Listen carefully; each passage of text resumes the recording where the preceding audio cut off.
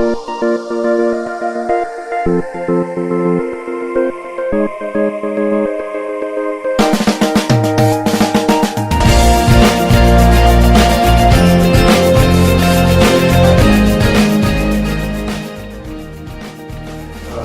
is an honor to share the pulpit here at Waters Edge Church.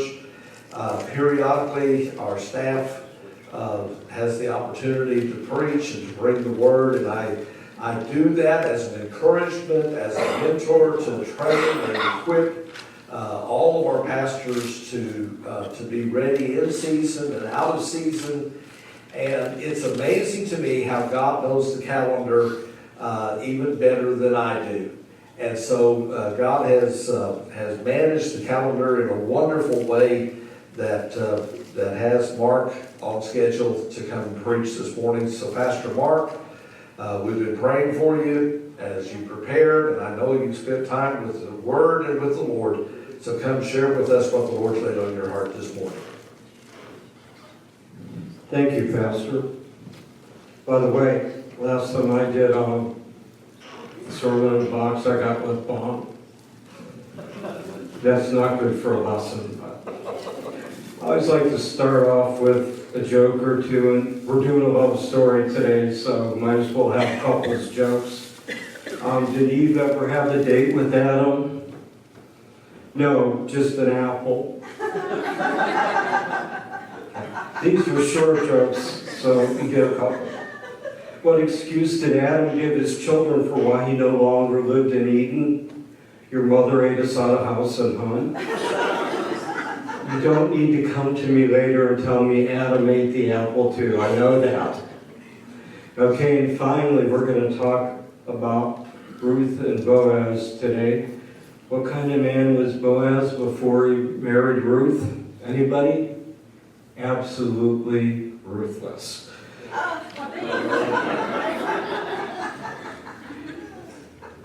On that note, I better get to preaching because clearly don't have a career in that area. Our core values are to teach God's Word, transform lives, and build God's kingdom. Let's pray. Lord, we need you today for this word. We want it to be your word, your blessing, not ours. Let the words flow out as yours. Let them just radiate through this room. Let them not get caught in this room. Let them transform throughout the world. Anything that's yours, God, we want to bring other people, not let remain with us, Lord. We pray for this to happen in the holy name of your Son, Jesus Christ. Amen. So, today, a love story. And I'm going to take a risk today. First, I'm going to attempt to do a sermon with more difficult names than I can possibly get right. Also, for any of you who come here regularly, you've seen a pastor take a single Bible verse and turn it into a 10-part series. If he preached on Jesus wept, 10 parts minimum. But today we're going to do a sermon on a whole book in the Bible. We're going to do it in probably under 10 hours, I hope.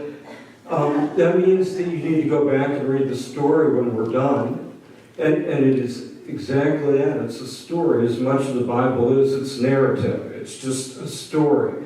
Today I hope to fill in some parts that might be hard to understand in our culture of the time. That'll make it a little easier to go back and read. But the book is Ruth that it comes from. That is the name of the book of the Bible that it comes from. And seriously, Pastor, once again, thank you for the opportunity. I've been trying to think of things that I've done for a long time. I came up with walking, tying my shoes, that took me a while, and using the big boy potty. My mother would say that took me a really long while. And I've done all those for at least 50 years. For those of you trying to guess how old I am, I'm 56. But otherwise, I'm not the king of longevity. I managed to stay married for just 10 years, twice. The longest relationship besides that, maybe 6 months. They're difficult for me to keep. I think I'm not the only person in the room that's the case for. The concept of love being forever has become a lost thing. In the United States, our divorce rate approaches 50%. The average marriage lasts just 7 years. So when I look out in the sanctuary today, I see Pastor and Lisa, I see Jim and Dee, I see Roy and Joyce, I see Desi and Elaine, and I see Terry and Mary Lou. They've all been married forever. Wait, I forgot one couple, Fred and Carol. I refer to them as Mom and Dad, who will be celebrating their 60th wedding anniversary this week.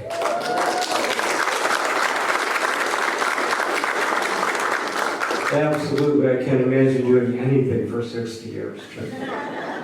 Well, the shoe tying, maybe I'll get 60 in on that. So what do all these couples have that some of us haven't been able to find? How do we attain this long-lasting special love that they have?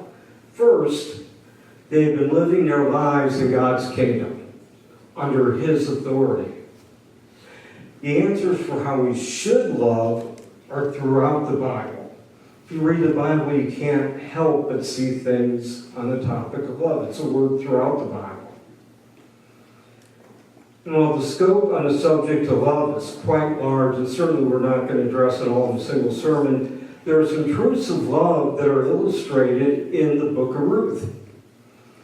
This love story is in the Old Testament, so let's hear a little bit more about the amazing love story of Ruth and Boaz, and maybe just a little more on Fred and Carol's love story. A prequel to the story of Ruth and Boaz. Elimelech and Naomi lived in Bethlehem. That's right near Jerusalem.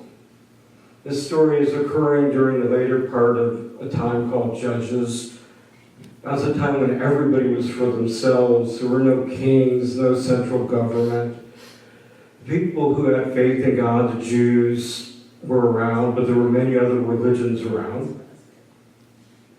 Every town was different. You go from town A to town B, and they were entirely different. Towns were small. Everybody knew everyone.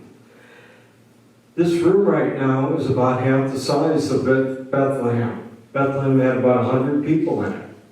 So when you think of Bethlehem, the town of Bethlehem, not so big. They left with their sons. They had 2 sons. They left because of the famine that was going on. Right there, they showed a lack of faith in God. They were in God's territory, God's country, just outside of Jerusalem. God had already promised to take care of them, and to leave showed a lack of faith in Him. So they go to Moab, where the Moabites lived. Those were descendants of Lot, Abraham's nephew.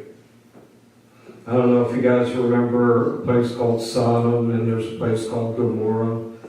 Well, Lot's wife was the one who looked back and turned into a pillar of salt, and then his daughters did some unspeakable things with Lot. So not a great group of believers. They believed in some foreign gods. And to mix with the Jews was looked down on by both sides. It was not culturally a thing that should happen. And that gets us to the beginning of our love story. So they went into this country of Moab, and they remained there. But Elimelech, the husband of Naomi, died, and she was left with her 2 sons. They took Moab wives, and the name of one was Orpah, and the name of the other was Ruth. And I'm very glad there was one name in here I could pronounce, by the way. They lived there about 10 years, and both Mahlon and Chilion died. So the woman was left without her 2 sons and without her husband. So we're down to 3 ladies. Okay, now there's this thing back then called levirate marriages. And you have to understand the story. Back then, if your brother died and you would marry his wife. Sounds strange to us, but you would marry his wife. That was your obligation. And that was called a levirate marriage. You would marry your brother's widow. That was just a thing at the time, that was done at the time. So see, culturally, there was nobody to marry Naomi. Her husband's family was all back in Bethlehem, if you remember. So Naomi has to make a choice, because culturally in that time, when you didn't have a husband, women turned into slaves, they turned into prostitutes, they scraped and they scratched to even exist. So your existence in life was going to be very difficult back then. So she decides Naomi wants to go back to Bethlehem, where her husband's family was. She tells her daughter-in-laws, Orpah and Ruth, stay here, because remember, their families are there. So for them, it would be advantageous to stay. Orpah says, I'll stay. Ruth chooses to go with Naomi, despite Naomi's pleading for her to stay. And that brings us to our first point. Love has empathy. We think about that empathy as sometimes we'll use the word pity or whatever, but that's not really what empathy is. Empathy is just identifying with somebody else's feelings and attitudes. Nice picture, huh? I like that picture. Thoughts of another person. You're just trying to understand what they have going on. It's not about doing something you're not, it's just putting yourself in their head. Now at this point, Naomi, she's going back, believes God is opposing her. She says, I left Bethlehem full. I had my husband, I had my sons, and I returned empty. Matter of fact, she's so bitter. She says, call me Mara. She wants a different name. And that was very common culturally back then. People's names signified how they felt about themselves, where they thought they belonged in society. And Mara means bitter. So she's not a very happy mother-in-law to Ruth. But if her life is so bitter and empty, what about Ruth? Now, how many of us would think that our life was empty if our daughter-in-law actually came back with us to a town where Ruth went to a place that she didn't even belong? Sometimes we can have love right in front of us and not even see it, right? And she did. She had Ruth with her, and that was an amazing thing that she had that. So Naomi tells her daughter-in-law, Ruth, you need to go out into the fields, get us some food. She asks her nicely, and Ruth ends up in Boaz's field. She gets permission to go into the field, and once again, a cultural thing of the time, when people picked fields, they always left a little bit behind, so that someone who's a foreigner traveling through, or someone who was poor and destitute could pick up some of the crop and be able to survive. So Ruth harvests grain that was missed in his field. Once again, culture of the time. It was commonly done. As a matter of fact, if you read in the Mosaic part of the Bible, the first 5 chapters of the Bible, it's even defined as law to leave some of that behind. Boaz actually asks his reapers, his harvesters, who this lady is. Finds out a little bit about her. Uses his influence to make sure she's safe, that she stays in his field. It was dangerous to be harvesting as a foreigner. Foreigners weren't looked upon very favorably. Oftentimes they were raped, mugged, and killed. They did belong to that land, and it isn't like now. She had no family presence in this community, so she could have been in great danger. She knew this. So she asked Boaz, why did he find favor with her as a foreigner? And he answers her, because of how Ruth cared for her family. So you see, he not only did that, then he gets her some extra water. He tells her you can drink from the men's water. He tells his workers to leave extra sheaves of grain for her to glean. That's what they call picking the grain. He puts himself in Ruth's situation. He's empathetic. And the answer to why he let her in the field was because of how Ruth cared for her mother. See, her love for her mother carried into his caring for her. Love has empathy. It leads to caring. Now, another thing about empathy I want you to think about is that empathy isn't just for when somebody's in a bad situation. We always have empathy for the person who's on the street, the person who went through a death in their family, a person this or that. But Ruth shows empathy too. She realizes this guy doesn't have to do any of this for me. And she shows gratitude to him and gets on her knees and says, thank you. So here she is. She could have been in grave danger and he took care of her. So she looks inside of his shoes, if you will, inside of what's going on with him and says, thank you. She has empathy for him as well. And that's what real love does. We wear each other's shoes. Boaz and Ruth came from very different cultures, different gods, different rules. But they had kindness and caring for each other. It's amazing. And the introduction of God into the picture, which happened because they were in Bethlehem, and we don't hear about it in the story, but perhaps happened back when they were in Moab, in Naomi's family. It brings it all together. When I think about my mom and dad, they are two of the most very different people that I know.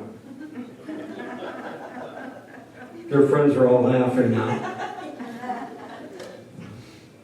They are. My dad can fix anything.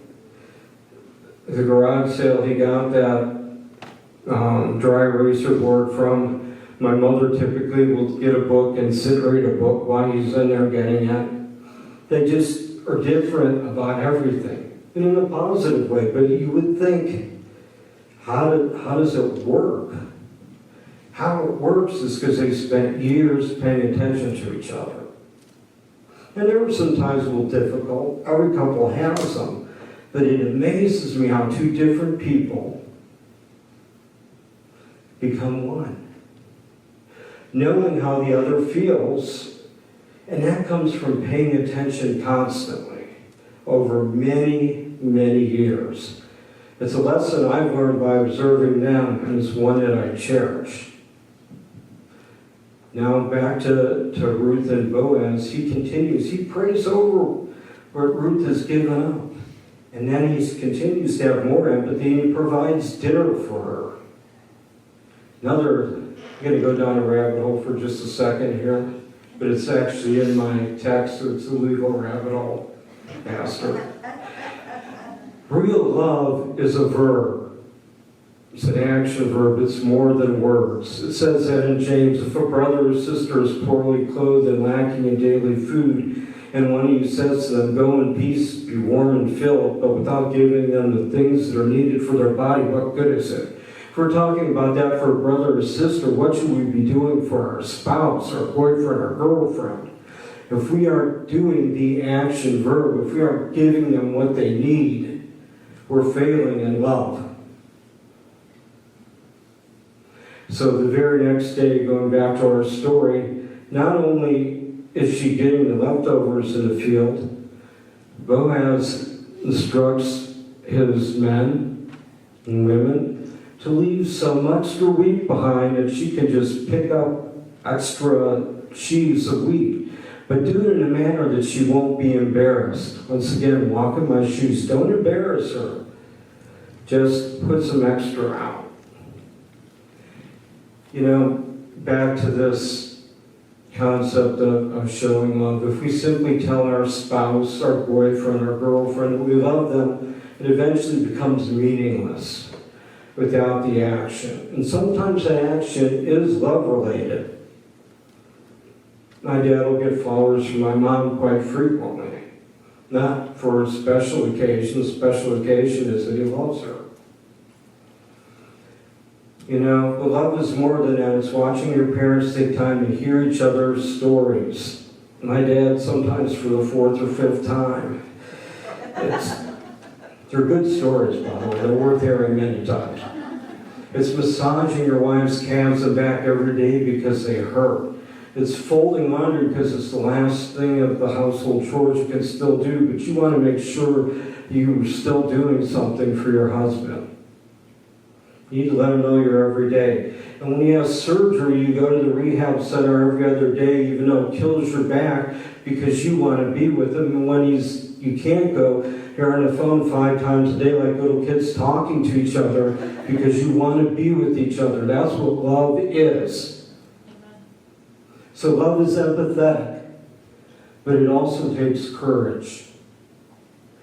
Back to our story. Sometimes later, Naomi tells Ruth that she needs to find her husband. This is after the harvesting season.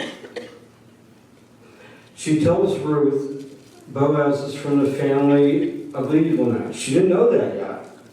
You know, hey, this is our family you've been hanging out with. She tells her to lie at the feet of Boaz while he sleeps. So Ruth listens. He's sleeping at the threshing floor, guarding his grain from his harvest. And she uncovers and lies at his feet. By the way, as I read culturally, that was a very intimate thing to do. That was a very sexual, intimate thing to do back at that time. She took a risk doing that. What if he didn't want her? He could have cut her off from harvesting anything else. He could have her punished. When I was reading, I thought, what about if he woke up and he was just startled? He's out there guarding his grain. He feels something by his feet. He might be swinging a sword at it or a knife, or, you know, she could have been attacked. And not only that, the consequences of her actions could have affected her mother-in-law as well, too. What happened to her may very well have affected Naomi. So everybody wants to know what happens, right? Sitting on the edge of your seat? Yeah. So Boaz says, "Who are you?" She says, "I am Ruth, your servant. Spread your wings over your servant, for you are a redeemer." We'll get to that word in a minute. And he said, "May you be blessed by the Lord, my daughter. You have made this last kindness greater than the first, and that you have not gone after young men, whether rich or poor. And now, my daughter, do not fear. I will do for you that all you ask, for my fellow townsmen know that you are a worthy woman." Now, he's taking the risk, letting her stay.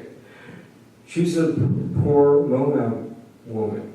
She's an outsider, on the level of a slave. Wouldn't have been fashionable to marry her. And he was not the closest relative to her. He's the second closest, and that's the catch. To go forward, he's going to have to risk losing her. We'll talk about that in just a second. We've got to talk about the courage of marriage and love. You know, we make a lot of choices in our life. I talked about how all couples go through tough times. And there's some times when you feel like just walking away. And there certainly are examples where you should walk away. I'm not telling you there are times you shouldn't walk away. But today, doesn't it seem like everybody walks away? What if Boaz and Ruth did this? What if Boaz said, "Oh, I'm second in line, this isn't going to work out"? What if Ruth said, "Oh, we're of different cultures, people are going to gawk at us. I don't want to be there"? It takes courage to work things out. And I did say work things out. That's what you need to do to stay in love. It's another inspirational message that I've learned from my parents. Have the courage to stay and fix things. If we don't, we never find that long-lasting love because it gets easier and easier to walk away. When we stand tall, we know if we have to again, that love is still there to stay. We have to have courage. So we said love has empathy, love has courage, and finally love creates legacy. And I'm going to get to what happens to Ruth and Boaz now. You have to know what a family redeemer is. A family redeemer is a person who restores the honor to a widow and a family. It was an assignment to the closest male relative. Boaz was second, so he was not the family redeemer at this point. Now, how do you restore a family? It might mean that you go to war to restore their image. It might mean you get married to restore inheritance. It might mean you get married to have the male son to restore family lineage and name. So it could mean all different kind of lights. But it was always the first closest relative from the male side of the family. So the very next morning, Naomi sells her deceased husband's property off. It's got to be offered to the closest relative first. Boaz sits there watching. That first relative accepts the property. I can't imagine, it doesn't say that. I got to believe his heart is crushed at that point, as is Ruth's. He's the family redeemer. But Boaz reminds him that the redeemer will receive Ruth as a wife as well as part of the deal. Remember, culture of the time. Let the widow be cared for. Something we don't understand today, but that's just how it was then. The man rescinds his offer, saying it will ruin his inheritance. Not a very common thing to have done back then. He offers his sandal up. That was a contractual thing you did then if you turned down that. Once again, the culture of the time. Boaz wastes no time in accepting Ruth and her property because he loves Ruth. True love finds a way. Boaz becomes the family redeemer. And it allows Naomi and Ruth's family to be restored. Ruth and Boaz would hope to bear a son to continue the family name. And there is a child. His name is Obed. Naomi nurses him. The people in the town refer to it as Naomi's child. Once again, this was about lineage. This wasn't about birth mothers. This is about a family name. So she gets to have a child in the lineage. And you might be interested to know that Obed has a son as well. His name happens to be Jesse. And Jesse has a son. This happens to be King David. And King David's lineage goes on. He happens to have a son named Joseph, who is the earthly father of Jesus Christ. Legacy, lineage, heritage. My last story. I believe the Bible talks about family lines for a reason, or throughout the Bible. If you skip by them, you just see across the names, I believe you're missing the point of why the names are in there. I believe legacy may be the most important part of our love. What did you leave behind? Sometimes it's nieces or nephews who are thriving. Just maybe because of us or something we said or did for them. Maybe it's just a kid in the neighborhood or somebody we embraced at work that was younger than us. But to leave this legacy, we have to love. If we don't love, we can't leave that legacy. It's the most important thing we have to leave. God tells us that in 1 Corinthians 13. If any of you have been to a wedding, you've heard a lot of it read, love is this, love is that. But before it ever says that, it says, if I have faith to move mountains without love, I am nothing. God tells us we need to love. My parents have 5 sons. All are first-generation college graduates, 5 bachelor degrees. There's 2 master's degrees, 2 doctorates, 2 assistant school superintendents, director of a county senior center, former financial planner who's done other things after he built a $750 million portfolio. There's me, their former family doctor turned pastor. They have 10 grandkids. I think there's 10, is that right? By the way, they're quite distraught. They have no great-grandkids. They've told me that repeatedly. I said, talk to your grandkids. So I'm ready to. But these grandkids have already got 4 college degrees. And there's a doctorate on the way from them too. And we're not even talking about nieces that honor legacy. Can I show that picture of the legacy? That's why we love our legacy. That's what it's all about. Love is what God wants us to have. Love takes empathy, courage, and leaves legacy. For that we say we can rejoice. And for that I say, amen.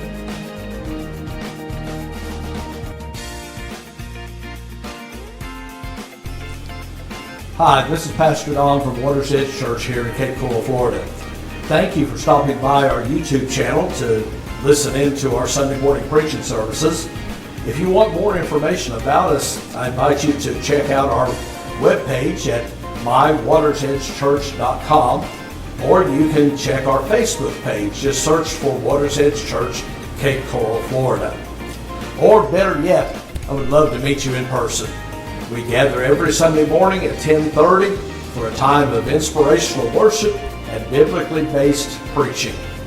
We would love to meet you, and we've got a seat here reserved just for you. Hope to see you soon. God bless.